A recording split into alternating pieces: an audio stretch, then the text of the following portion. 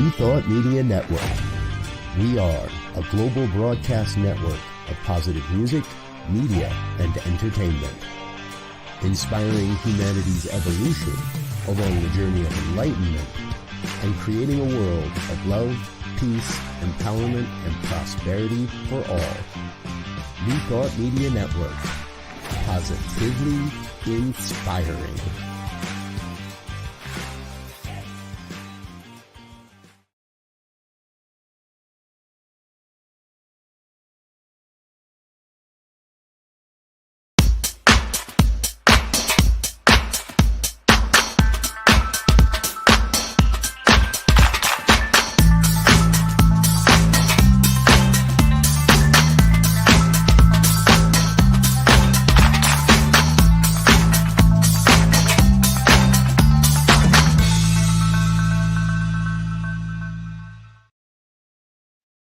Why, hello there. It's me, yes, me, Bonnie Gonzalez, your doula for grief. Welcome to today's program. I'm so glad that you could join me. A little bit about me before I forget. I am a grief coach. I'm a certified grief educator, registered nurse, religious science practitioner, soul collage facilitator, and most importantly, a human being right here on the planet with you during these beautiful times, auspicious, crazy, but lovely times in this thing called life. So we're all in this together. Oh, what is that expression? We're all better together. So anyway, I just want to welcome you again and say, if this is your first time joining me, yes, you have come to the right place to begin your journey of healing from grief. And if you are a returning viewer, oh my goodness, I am so honored and privileged to have you back and to know that we have that kind of relationship, that you trust me and you come back. And so what I would love for you to do is just drop a comment or a question in the comment box. Let us know you're here. Let us know where you're watching from even. And with that said, after dropping your comment, or before you drop your comment, why don't you sit back and make this time, make this hour for and about you. Get yourself a cup of tea, glass of water, whatever you need, glass of wine, whatever makes you happy right now. Grab that and come back. I'll talk a few minutes before we bring our beautiful guest on. And before we dive into the program, I'll say, as you're going to get your tea, that our theme today is near-death experiences, calling it a second chance to live. How exciting is that? But before we delve into the near-death experience, I want to talk a little bit about, what grief and loss is. That's what this program is about. I'm your doula for grief. And grief is caused by loss. And not all losses include a death. Of course, death is the biggest loss, the biggest hole we will ever have blown through our hearts is from death. And my guest is going to talk a little bit about that as well with her near-death experience. But what I was going to say is that, I see I have my beautiful friend Megan, who is watching from home.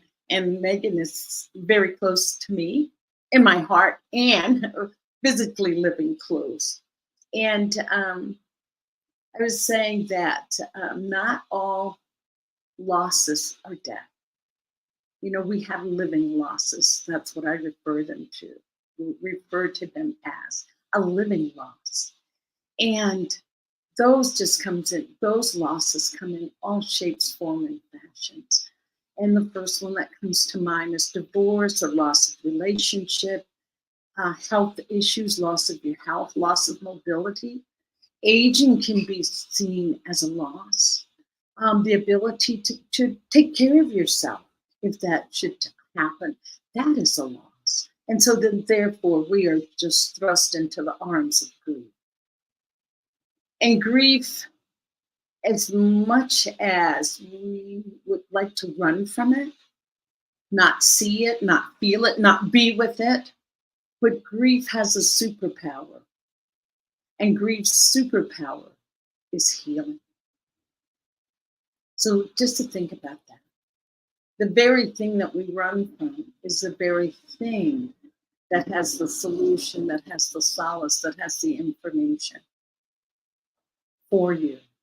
And no one can go through a grieving a period or episode or situation without coming out on the other end as a totally different person. Or not, even if you're not totally different or changed, there are some aspects about yourself that you've discovered. There's some characteristics about yourself that you've discovered.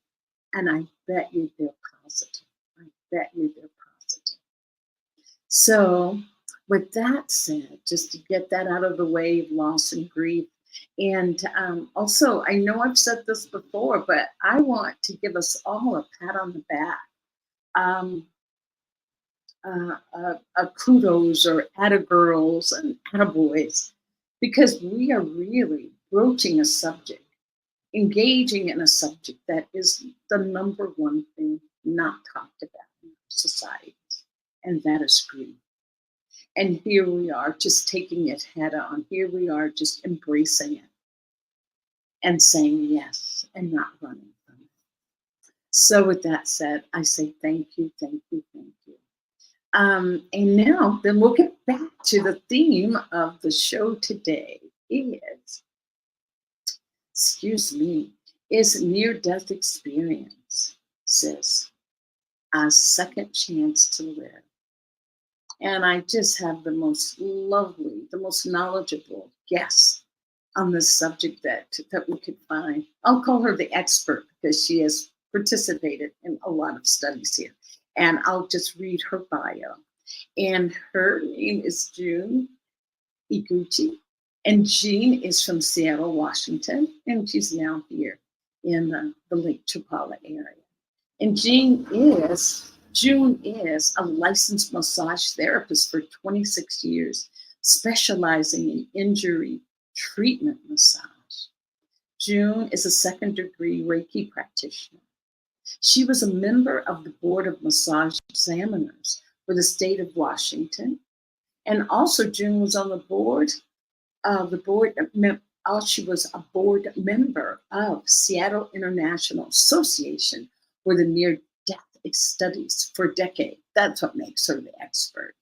And her near-death experience in 1973, due to her hepatitis B contracted from her brother, she found herself to be in a coma and then having a near-death experience. And enough on that, because I think the best way to hear and know more about this is to bring June out here herself and let her share her story with us. So June, June was there. We were having little internet issues earlier, so I wasn't sure that she's there. But there she is in all her beautiful shining glory. Welcome, June. Or welcome back. Thank you. Yeah, June is returning because her story was just so fascinating and it's such a rich and deep topic, because June, I think it's one of those areas that has an enigma, has some mystery around it, but I feel that there's answers in those near-death experiences. So anyway, welcome Jean and June. And you just let me know whatever you would like to share before we jump into your story. Thank you, Bonnie. My feeling is that the reason the near-death experiences are so important for we living to know about is that it really eases the grief of a lot of people to not wonder where their loved ones are going. I think that's the biggest fear a lot of us have when we have a death loss, is that, where do they go? We don't know. And by knowing what happens to us, where we go, I really hope to be able to ease some of the grief that people go through and the pain of not knowing. And if you know that they're going to a better place, why would you grieve that? And if you Yes. know that they're, they're in heaven where they want to be and where they should be, why would we grieve that? We're going to miss our people. Of course we do. We're physical beings. We can't Oh, see them, touch them, hear them. We miss them terribly because we're so physical.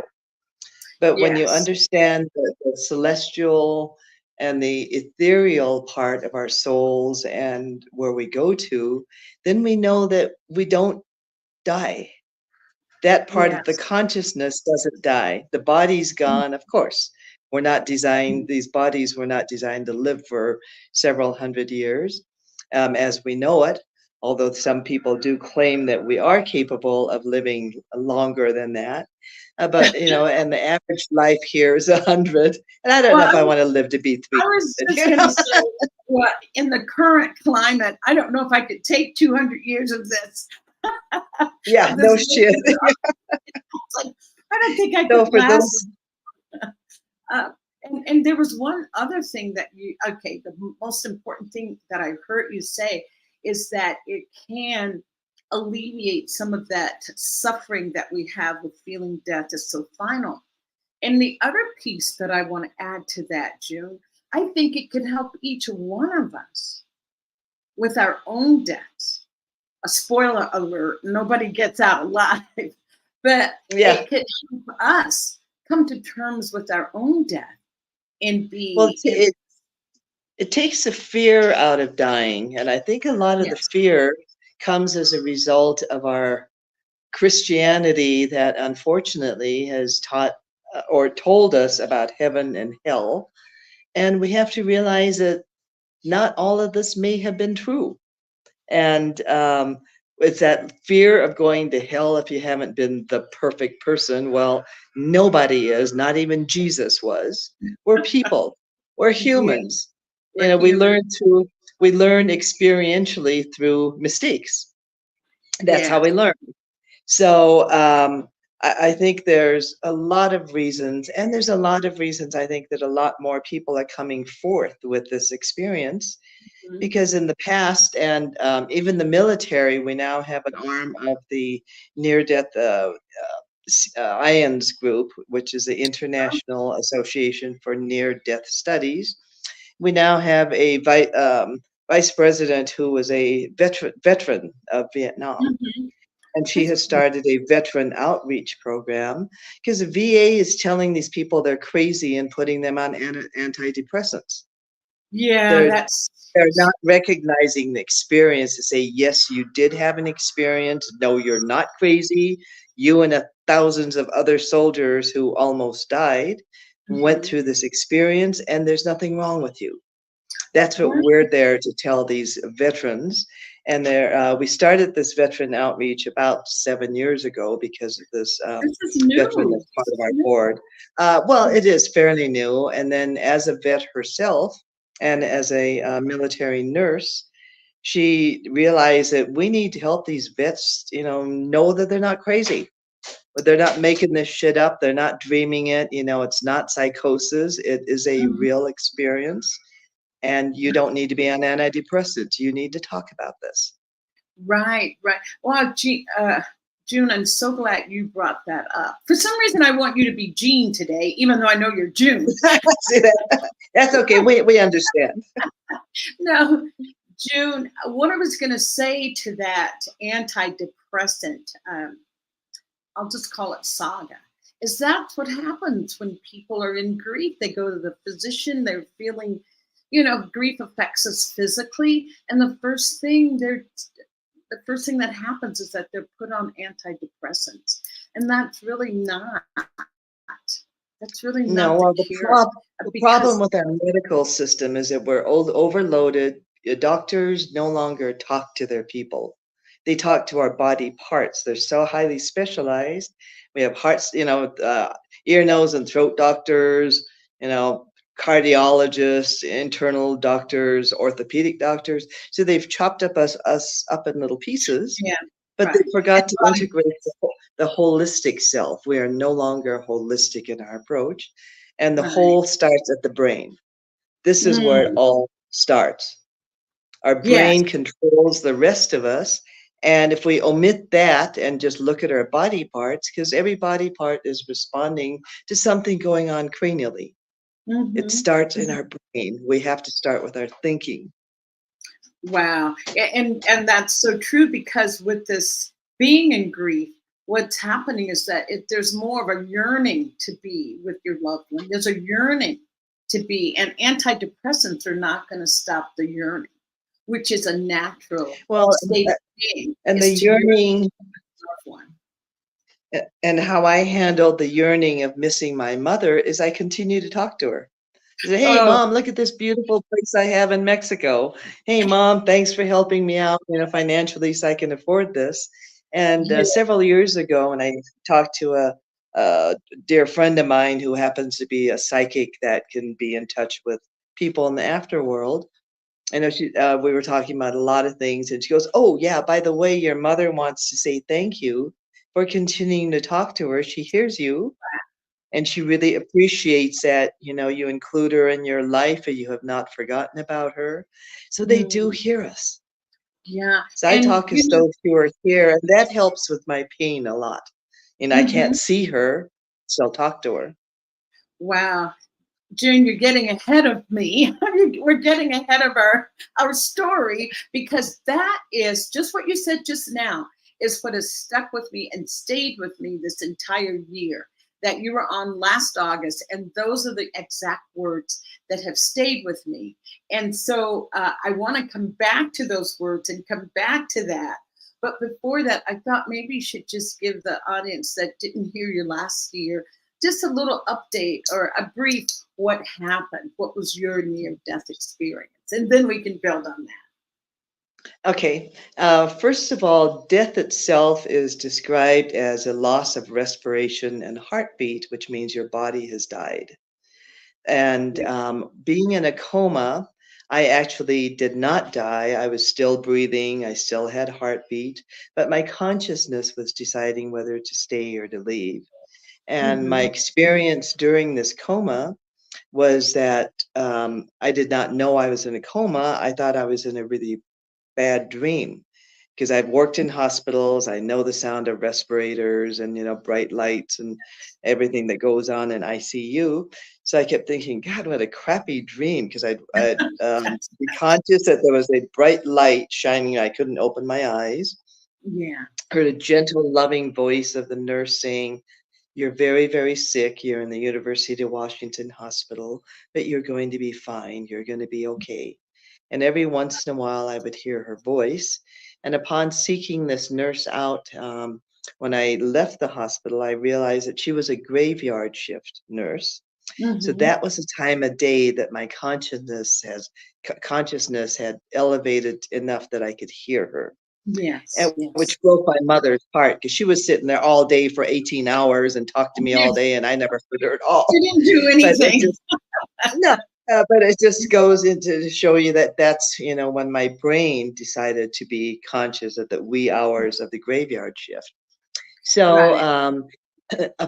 after 10 days of this terrible dream, I opened my eyes and there I was in ICU at the hospital, Mm. and the Totally so they lucid. trans Totally lucid. Were you totally lucid at that point? I was very lucid at that point, very sick, very weak, because with hepatitis B, you have a complete liver shutdown.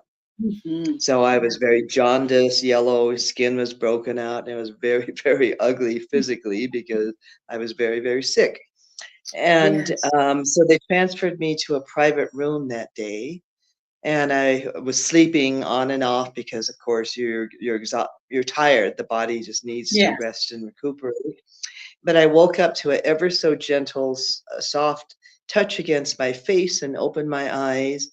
And there was a lovely woman with golden auburn hair, lovely hands, just glowing. And it looked like the Virgin Mary, except for the auburn colored hair, Mm-hmm. not the dark hair. Yes. And she said, "You're going to be just fine," and then dissipated. And I Wow. thought that I had seen the Virgin Mary, but 10 years later, through my profession, I met a woman who's a psychic visionary artist. So I Right. hired her to meditate with me, and she did a pastel drawing of who she saw standing behind me Mm. as we were working together. And it was that woman that was standing next to my bed. This is like 10, 15 years after the fact. That was more like 20 years after the fact that I Wow. happened to meet this artist. So I now have a drawing of Amuliaf Ciel, who has been my lifetime spirit guide. And that's I how it was was explained to me by this artist that, Amuliaf, as she said, do you recognize a name? No. But I did wow. recognize the beautiful hands because I have really lovely hands similar to hers. Hmm. And she says, yeah, Amuliaf has been with you your whole life. And so now I have a picture of my spirit guide, and I know who's with me to protect me every day. And so that was probably, that was a very amazing gift out of my near-death experience and the vision of seeing her. This is the only time in my life I've ever seen her.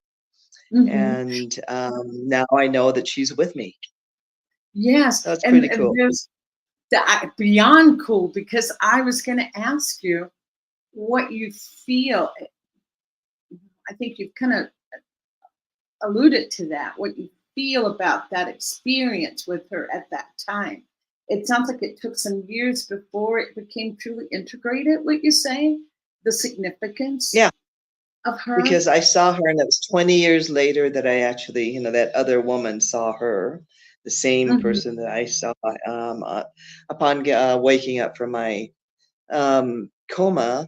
And it was just lovely to be Yeah, able to, I now have it hanging in front of my bed that I see her every night. And I right. think what it does for me is to make me feel less alone, because I've Okay. now chosen, for my retirement, a life of being alone and not taking on any partners, because I know Hmm. that I have a partner. I Ah, have a Mulia, yeah. and Wow. I know that I'm never alone, and I know that she will protect me. And now that I know her name, I even talk to her. And then when Right. I'm in a tight situation, I say, "Okay, I'm only off. I It's was you just and me. Let's do our thing." I was just going to ask, do you consult with her? Do you sit with her? Do you meditate with her? What's your connection with her now, if that's not too Well, personal?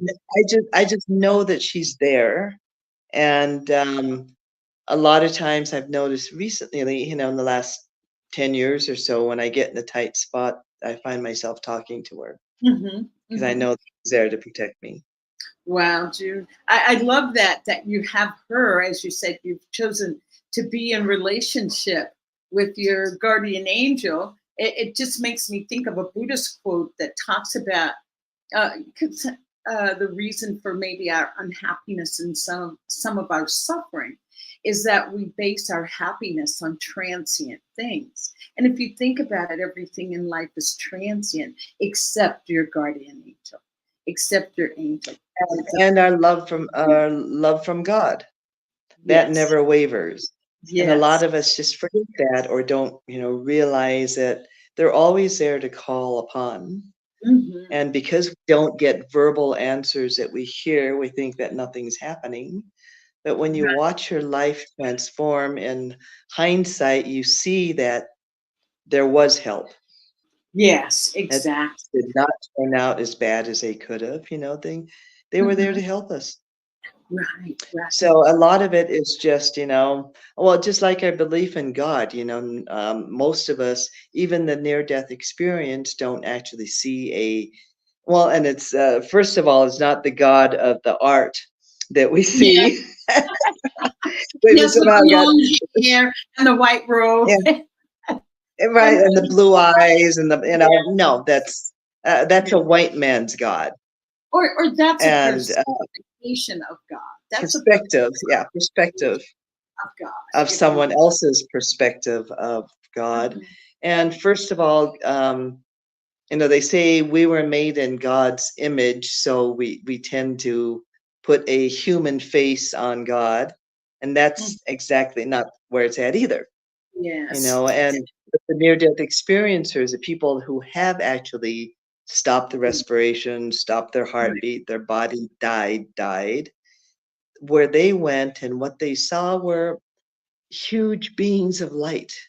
Mm, I that mean, there's yes, form, human has form, but they're just light. We don't see eyes, ears, nose, we don't see any of that. And they say the right. brightest light of all is what they interpret as having been the God light. And that is what brings in the solstice, the all-knowing, the knowledge, the information that comes in. And from what I've heard, and you'll talk too about other people's experiences, is that when people come back, they no longer have that fear of death. That is totally removed, and Right. not Because it's in gone. fact, a lot of it's so much so that a lot of people are pissed off that they've been revived. And brought back.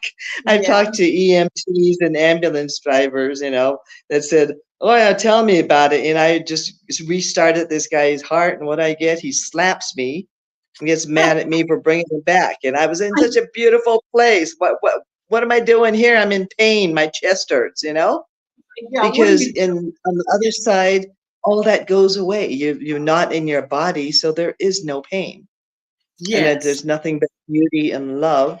In fact, one of the things that I hear over and over from near-death experiencers was that they, in fact, the one thing that people and myself had asked, why me? Why did I not flee? Why did I not die? Because after 10 Right. years, 10 days in a coma, the doctors were warning my parents that, her body's going to die soon. You can't Mhm. be in this state, and we don't know whether she'll be vegetative when she comes back or not. Yes. And my personal experience is called a spiritual transformative experience, Right. I in that have that. it is not a true near death experience because I didn't really die. But what I got out of, being conscious again and in my body and mind was, okay, why me? Why did I not die? I Mhm. should have died and I didn't. Why? And so it transforms my spirit because at that stage I was 21 years old, very Yeah. much involved in the 70s and sex, drugs, and rock and roll, baby, Yeah. and I was going down this huge rabbit hole. But Mhm. it really changed me in the respect that I needed to find out why I'm still alive. Okay, this has been a gift.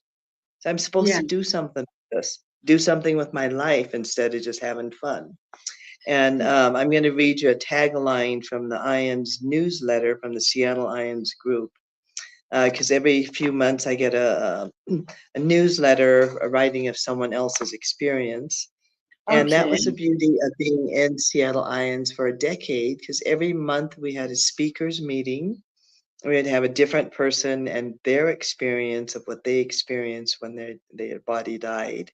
Yes. And so I've heard all of the stories, the good as well as the bad. It's not all good. Oh, yeah. I was Some gonna people say. have horrific experiences Uh-huh. and they go to a scary place and they do come back, but that was part of their learning experience. They have to learn how to lift themselves out of this dark, scary place and Mm. realize that with the love of God, everything heals and you don't have to be in this dark place.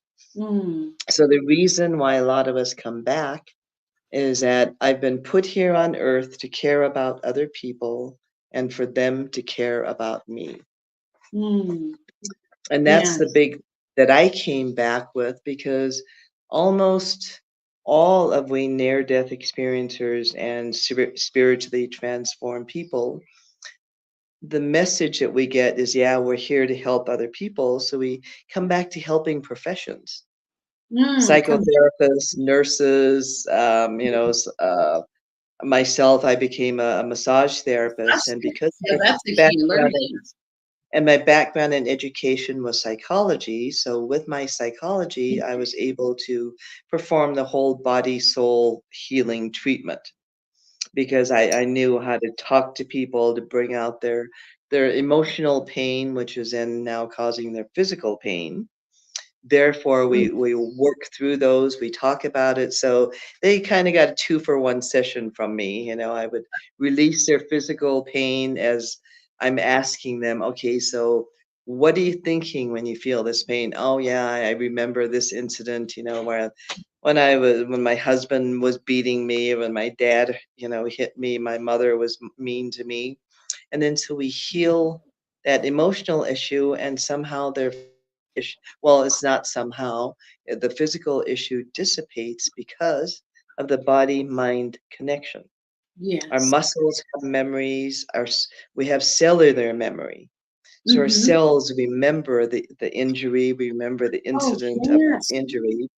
So when Yes. you work on both levels of releasing the physiology as well as releasing the brain trauma, the memories of that, we can Mm-hmm. indeed start the healing process of releasing it. Wow. So that's what I learned from, my background, because I went to school, I wanted to be a psychologist, and then I started realizing what the work of a psychotherapist Psychologist. is, Oh, regular. And I the thought, I dream. don't want to do that. I do The not dream. want to sit there all day and listen to everybody else's problems. That's not at all where I want to do for a living. So But I quit my psychotherapy, but then when I learned the physical therapies and learning how to integrate the two, that made a lot of sense to me. yeah, And I was a more. very successful massage therapist, because people used to say, wow, June, we get like, I feel so much better on so many levels. Yeah. You didn't just work on the physical pain, you worked on the deep underlying issue behind that pain. And what you were doing, June, is what I call hands-on healing. Correct. Psychotherapists, love them. They do that deep, mental work. But then us, I also did. Uh, I have a massage certification in Asian system of Okay. shiatsu and jin do, which Mhm. is the energy. So yes, that's a hand-on healing. And then I got to be a nurse. But I wanted to ask you, June, I know you were very young. You were 21 when this happened. And I want to know immediately afterwards, once you were able to, physically be able to take care of yourself, what was going on with you? Where were you in your, healing modality work, or had you even thought of healing modality work when this near-death experience? No, I was actually an admin assistant at the Seattle Post-Intelligencer, or newspaper, during that time.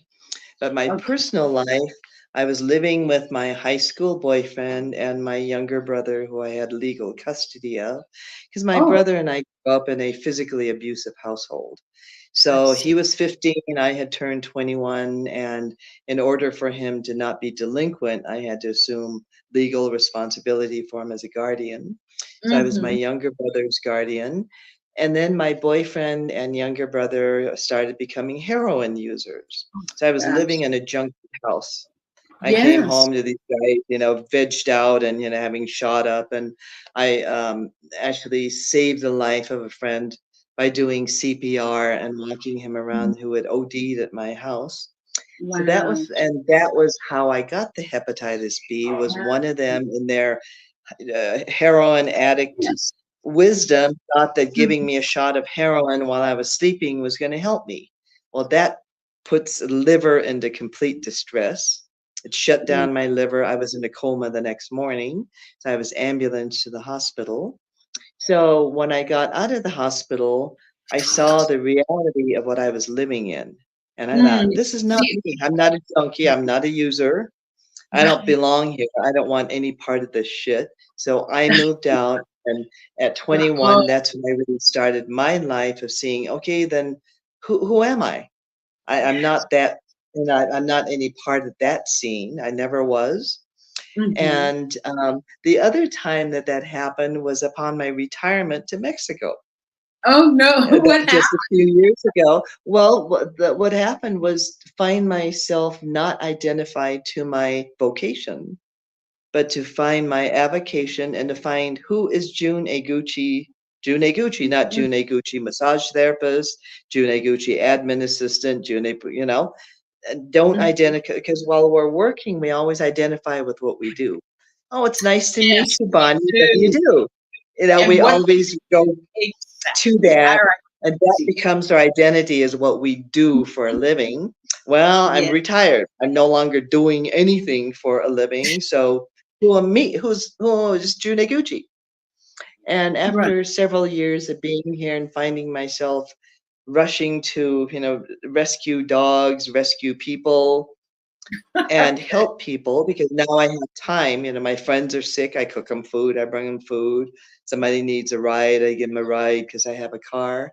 And I realized that, I'm June Eguchi, helper.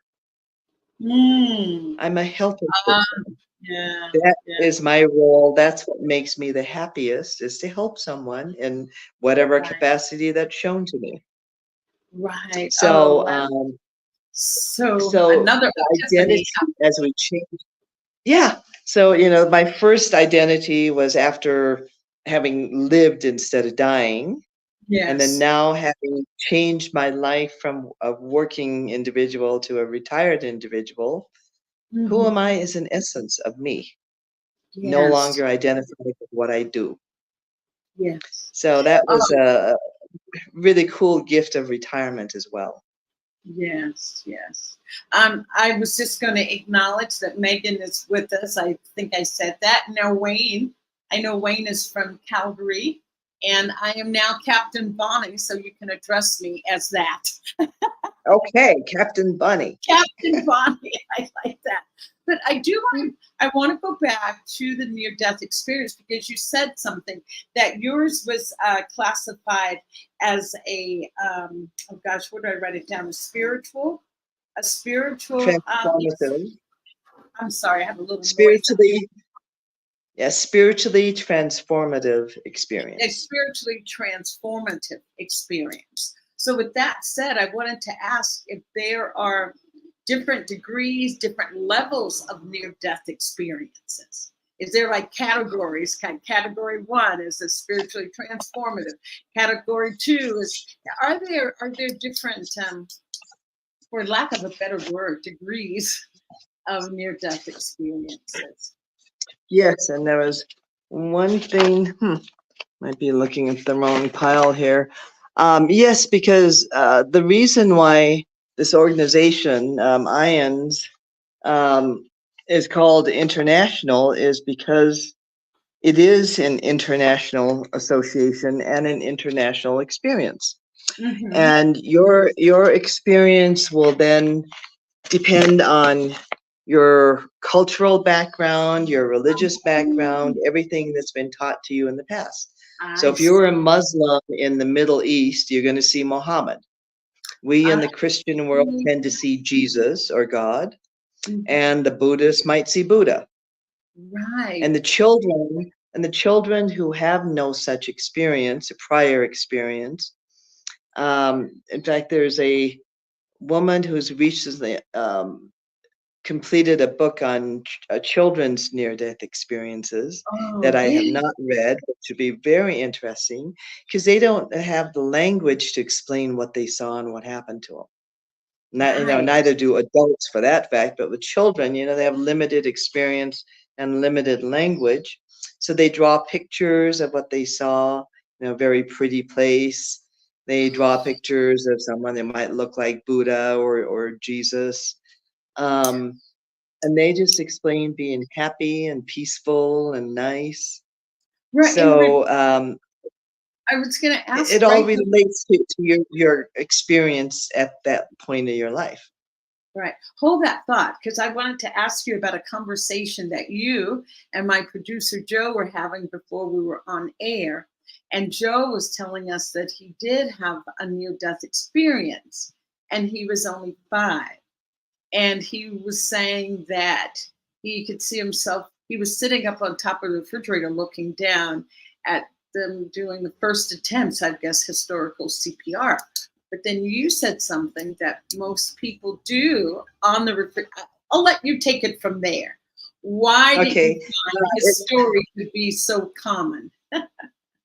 It is a common thread of a person who's of a soul which leaves a body at the time of death or Mhm. or trauma, and almost everybody that's in ER in a hospital room or whatever speaks of sitting in the right corner of the ceiling of a room and then looking down on their bodies. Yes. So there's something about the right corner of a ceiling. none of us been really able to explain why that is, but they said, yeah, I remember sitting in the right corner of the, emergency room, looking down and watching the doctors trying to revive me. And this doctor said that doctor said that. And when they come back and tell the doctors what the doctor said, they are freaked out. Yes. How can you possibly know that you were dead? Your heart was gone. You were not breathing. We were trying to revive you. You were dead. How could you hear us? June, They that do. is so true. It's so true because I was a nurse I was an intensive care nurse for like 25 years and had a lot of patients that we did resuscitate. And they're, well, not successfully, let's say that. There were a lot of not all resuscitations. of them. Not all of them, but I remember one patient, I had taken care of him a few days before and was taking care of him that day, that he had a cardiac arrest. But what was so amazing, this man had the thickest glasses. Well, what did we used to call them? Coke bottle glasses. They were so thick. Right. I don't even think he could see the hand in front of his face if he didn't have these glasses on. But anyway, so he didn't have his glasses on. He had a cardiac arrest, and he was a successful resuscitation. And afterwards, after all the dust that settles, really, there's a lot going on when people are resuscitated. And afterwards, there's still a lot more going on. But then the next day when I took care of him, he was able to tell me exactly what happened, which doctors came. And he said, I was up there in the right corner, right there, looking down. And this is the part that blew me away. I'm thinking, yeah, you could whatever. And he said it was one doctor that came in and he had a briefcase and his name was on the briefcase and the name was Rowenda Singh. And he could see that. And there's no way that he would have known that doctor had never come with that suitcase. Because he was dead. He was, so that was one of those that made a believer out of me, that I was able to, ask him what was going on when that happened. But here's what he talked about. He talked about, okay, seeing everybody. Then he did go to the light. And then he went down a tunnel and saw someone that was shining a coffin, getting it all ready. And I think he said to them, oh, that's for me. And the person said, no, it's not for you. It's not your time. It's not ready. And then boom, he was back. And so I am definitely a believer. And June, what do you say to those people that say, oh, those people are just having hallucinations because they're without oxygen and without blood flow, and so they start hallucinating, and none of this is really the truth? What do you say to those skeptics? Well, there's a distinct difference in science. This is where science and quantum science break apart. The science needs hard facts and proof, measurable proof, and there's no measurement to quantum physics. It's all in the quantum field of things that nobody can explain. They don't know how to explain it, but there's the near-death experience, looking at the international authors, the number of people that come to our conventions. There are millions of us. Wow. There are millions all over the globe. And how can millions of people all be all that screwed up in the head and wrong? Is my thinking. We can't all make this shit up. We didn't know each other. We don't even, this guy's in India, I don't know him, and he's saying the same thing that I said. Right. And this guy from Copenhagen that's written 15 books on his experience that's saying exactly the same thing, so it just goes to show you. And the older I get, the more I realize the fallacy of science. We have some big holes in science.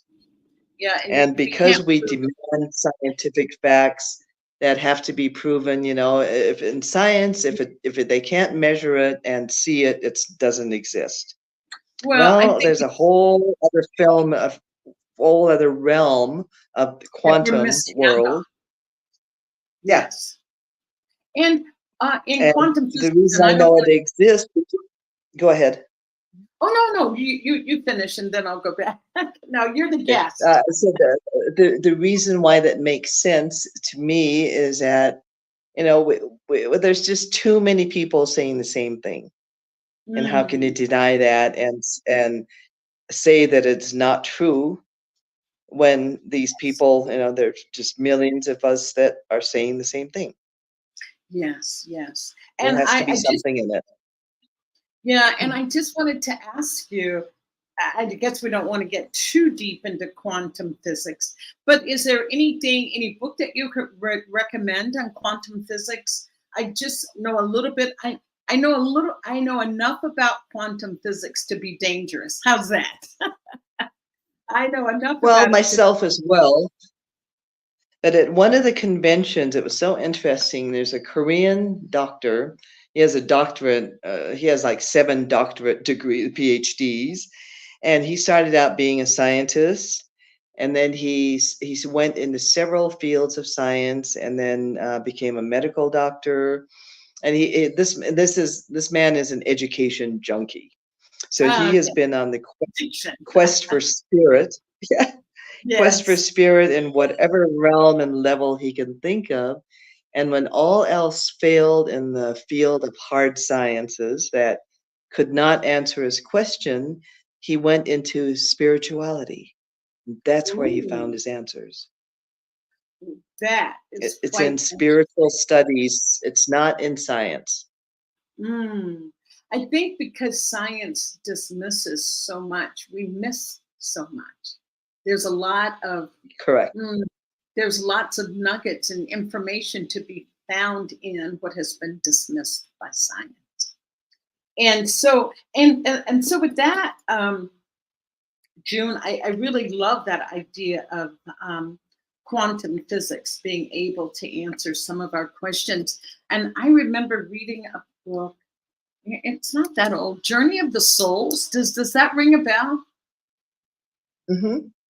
Journey of the Souls. Yes. That was quite involved in Yes, I have and not personally read it, but it sounds, yeah, but yeah, I but know I've heard about it. yeah, that had a lot of information if one is interested about what happens with near-death experiences and the beyond. I always wonder, well, what happens after the white light? Then what? And that's what this book does. It goes beyond, the people that see the white light and talk about Well, what's. unfortunately, beyond the white light, you're dead. Dead. You don't come back to tell us about it. Oh no, That's when that's you're thoroughly dead. right, exactly. You are done for. That's You're why we cooked. don't hear about it. Those people never came back. And that's what this oh, I think he's a psychotherapist does, and I think he does it under hypnosis and Ah, oh, okay. I was going to say, have you ever had any hypnosis or to help you explain anything or any interest in hypnosis as far as past lives or this I really, I did a past life regression once, but I mean, I was hysterical because I'm such a control freak that I had to have my husband in the room with me. I did not trust the hypnotherapist to be alone oh with me. It was really wow weird. And he did shoot bring me down several lifetimes, but and on bringing us down to the hypno level, and he goes, "Okay, you're under deep hypnosis." I said, "No, I'm not." "Yes, you are." "No, I'm not." "Yes, you are." well, I was it arguing with the like hypnotherapist. it sounds like maybe that wasn't the right time, the right person, or any of that was right, but at Yeah, least you tried.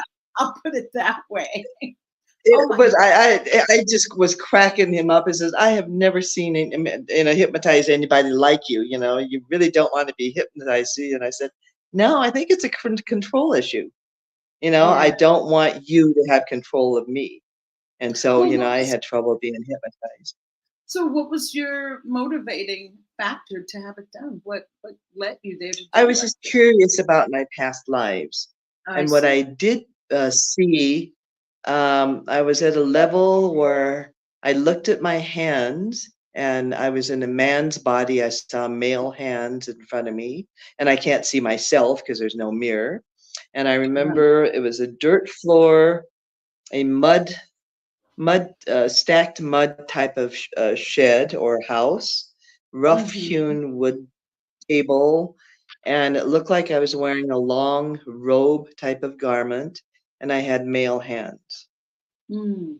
So Okay. that was explained to me that that was probably at a lifetime when I was most likely in Essene, way back in the biblical days, because it looked like I was sitting in a, shack out of the Bible, what people would describe in Mhm. those days.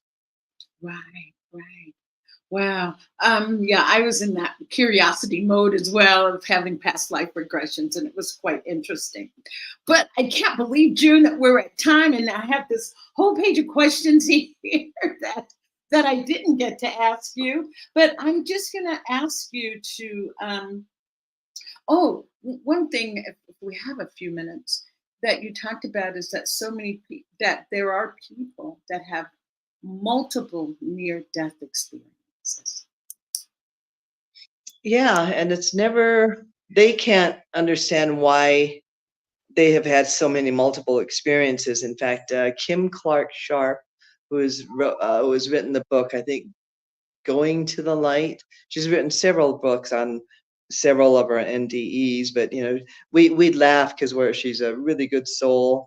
And I said, well, some of us are just more dense than others. You got to go through it several times in order to get it. Because she has had two in her childhood, and then one or two as an adult, Yeah. and we don't know why some people have to go through so much. Mhm. Maybe we're stubborn. Maybe I don't know. Or maybe you need a touch up or a tune up. You have to be a tune up Yeah, from yeah, the first. You need to be tuned up. yeah. But You didn't get it the first time, so let's try it again. right, I don't know, but right. there are several people, many people that have described being, in near death several Yeah, times in their lifetime. yeah. I just wanted to bring that up. And so, since we are at time, June, I have a little housekeeping to do afterwards. Is there anything you want to leave us with about near-death experience? It's been a wonderful conversation, and thanking Wayne. He's missed being read to. Tell Wayne, if you hang around, I'll read something at the end. I'll read to you then. Okay. June, is there anything Okay, this is yes, this is from a newsletter. It says "Connecting the Dots: The After Effects of My NDE," and this is by my friend Kathy Sterling in Seattle, and it was written. Most important life lessons have been self-love, broad-minded thoughts and principles, mm, kindness for all mankind and earth. mm. That's why we're here. Could you read that just one more time? I just want to hear it once more. Yes. Most important life lessons have been self-love, Mm, broad-minded thoughts and principles, kindness for all of mankind and earth. mm. Beautiful, beautiful, June. Thank you for ending with that. June, thank you. I'd love to have you back at any time. And I love that compassion and kindness and self-love, self-love. And Yeah, because everything starts with self-love. yes, yes, yes. And so thank you. I'm going to do a little housekeeping, but hang around. June, I'm just going to talk a little bit about the Convention of the Americas that's happening right here in Chapala on August 6th through August 10th. There's a flyer, and it's happening right here at the Monte Carlo Hotel. And all are welcome. It's going to be a 4-day convention. It happens every year. People from all over the world come.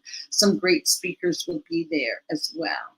So thank you, Joe. And if you want to register, it's just www.conventionoftheamericas.com. Conventionoftheamericas.com. And Megan here is saying that she wants you to come back, June. And maybe you and Megan come back together. I keep threatening Megan to have her on the show. I'm going to go out to her house and kind of sneak up on her and record. So thank you, June. I'll be happy to. And I want to say, June, oh, thank you. And I just want to read something here. I promise, Wayne, I will read And this is from a little book. It's called Life Lessons by Julie Cameron. You know, the woman that wrote, what is it? The Artist's Way, Julia Cameron. And it's relating to what you said, June, about death not being final.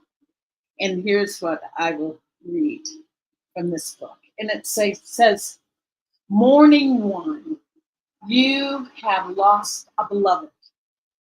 At least that is how it feels to you. In reality, your beloved lives on. Death is but a portal to a new and expanded life. Life survives death. You can make contact with those who have passed beyond. Take pen in hand. Address a loving note to your beloved. Listen for a reply. Loving words will come to you. Your beloved loves you still. And I think, June, you have confirmed that for us with your sharing on death not being final. And I think that is what our grievers and mourners can take solace from today. So with that, I just say thank you. And as I offer you every week to close, I just want you to go to that mirror and look yourself in the eye and ask yourself, what do I need today? As June was saying, is it self-love? If it is, give that to yourself, whatever comes up, do that. And so with that, I say thank you. And just remember, don't do grief alone. Namaste. Thank you for being here. Love to all. Thank you. See you next time. Thank you. June, if you hang around afterwards, well, I'd love to talk more. Thank you. Okay. Ciao. Ciao.